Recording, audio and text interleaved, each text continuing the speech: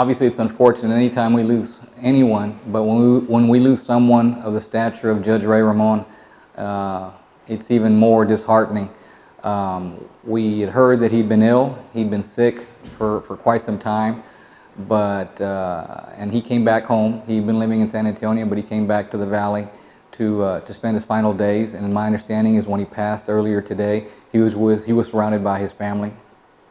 So we're glad that his family got to be with him in his last moments. But we've had time to reminisce and think about his tenure as county judge. It was one of the most important ones because he followed Judge Oscar Dancy, who obviously had been the long-serving county judge over 43 years. So he had big shoes to fill when he became county judge, when Judge Ramon became county judge in 1970. He served through 1981, so it was basically 3 terms.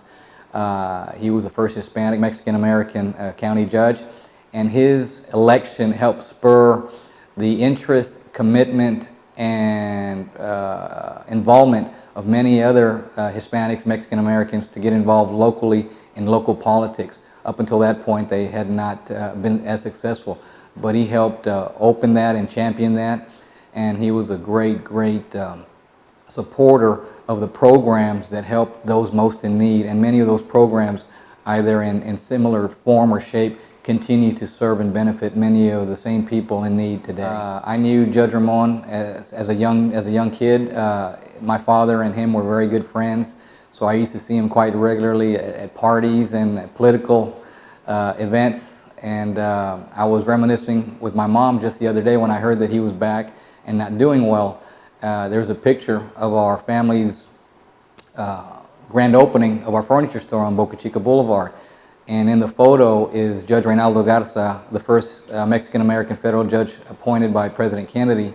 And next to him is Mayor Edelstein, who was obviously a competitor of my father's with Edelstein's Furniture, but it was always friendly and respectful. And next to him standing was Judge Ray Ramon, and next to him was my father. Well, I'm in the front in the photo with my mom and my other brothers and sisters, and we were talking who would have ever thought that 10-year-old kid might one day become a mayor, or in this instance, become a mayor and the county judge. So it's a beautiful memory. Judge Ramon was always there to answer my questions as a young kid about politics because I was always interested.